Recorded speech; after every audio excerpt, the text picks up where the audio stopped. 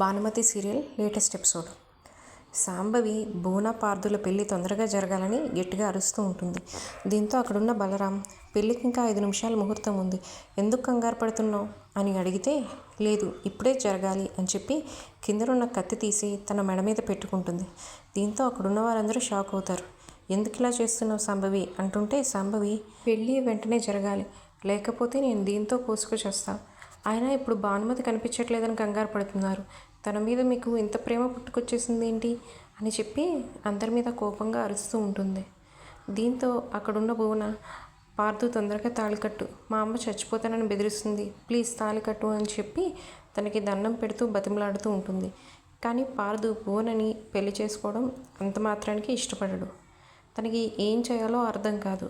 ఇంకా తనకి వేరే చాయిస్ లేక సరే అని చెప్పి తాళి కట్టడానికి రెడీ అవుతూ ఉంటాడు.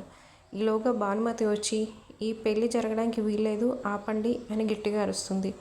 దీంతో అక్కడున్న బలరాం అందరూ కూడా సంతోషపడతారు భానుమతి వచ్చేసిందని. దీంతో అక్కడ ఉన్న శాంభవి, ఏం మాట్లాడుతున్నావు, పెళ్ళి ఎందుకు జరగకూడదు అని అంటే, మీ గురించే సాక్ష్యాధారాలు సంపాదించి తీసుకొచ్చాను అని చెప్పి వాళ్ళని పరిచయం చేస్తూ ఉంటుంది. అక్కడ ఉన్న ఒక అతను, ఆ రోజు భువన పెళ్ళి ఆపాలని చెప్పి నా ఫోనే తీసుకుందండి, తను ఎస్ఐ గారికి ఫోన్ చేసి మిమ్మల్ని అరెస్ట్ చేయమని చెప్పింది, దాంతో అప్పుడు మీరు అరెస్ట్ అయ్యి జైల్లో ఉన్నారు, దీంతో భాను తప్పు ఏమీ లేదు అని తను చెప్తూ ఉంటాడు.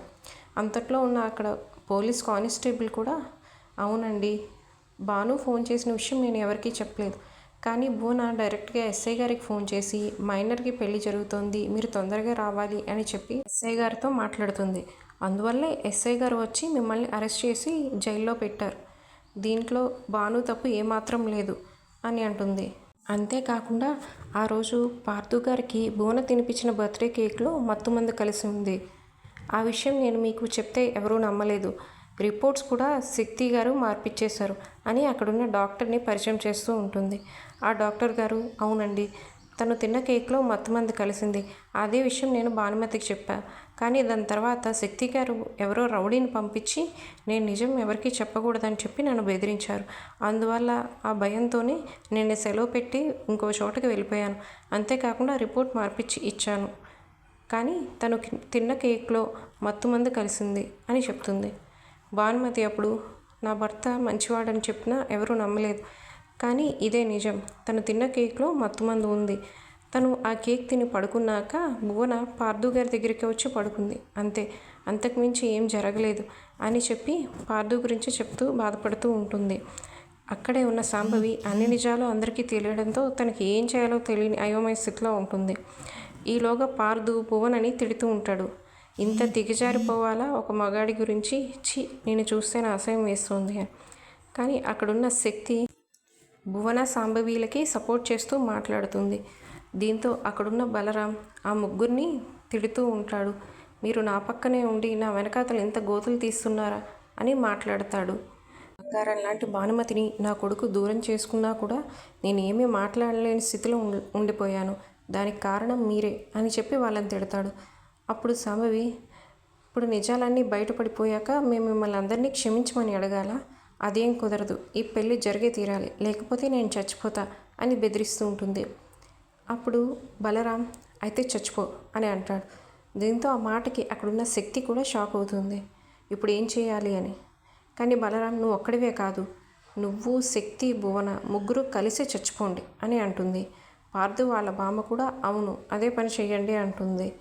ఇంకా అప్పుడు శాంభవి చేసేదేం లేక క్షమించమని అడుగుదాం అనుకుంటుంటే, బలరాం, మీరు నా ఇంట్లో ఉండడానికి వీల్లేదు, మీ ముగ్గురు కలిసి ఇంట్లో నుంచి బయటకు పోండి అని అంటాడు.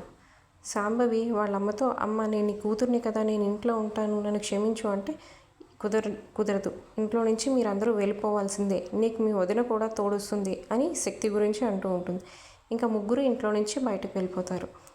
అప్పుడు పార్థుని అందరూ కూడా, ఇప్పుడు భానుమతి తప్పు లేదు కదా, ఇప్పుడైనా తనతో హ్యాపీగా ఉంటావా అని అడిగితే, తను భాను వైపు బాధగా చూస్తూ భానుని చాలా బాధ పెట్టినందుకు ఫీల్ అవుతాడు. ఇంకా భానుతోటి చాలా సంతోషంగా ఎత్తుకుని గుండ్రంగా తిప్పుతూ ఉంటాడు. అప్పుడు అక్కడ ఉన్న వాళ్ళందరూ కూడా చాలా సంతోషిస్తూ ఉంటారు. ఇంకా భాను వాళ్ళ నాన్న, అమ్మ తను ప్రెగ్నెంట్ కాదు కదే, ఇప్పుడు ఈ విషయం బయటపడితే ఎలాగా అని అంటాడు. అప్పుడు భాను వాళ్ళ అమ్మమ్మ, ఏం పర్వాలేదు, వాళ్ళిద్దరూ కలిసిపోయారు కదా, ఇప్పుడు అదే మాట నిజమవుతుంది అని అంటుంది. ఇంకా అక్కడున్న అందరూ కూడా సంతోషంతో నవ్వేస్తూ ఉంటారు. అప్పుడు పార్దు భానుమతితో మనిద్దరం మనసు విప్పి ప్రశాంతంగా మాట్లాడుకుందాం అని అంటాడు. ఇంకా అక్కడితోటి శుభం కార్డ్ పడుతుంది.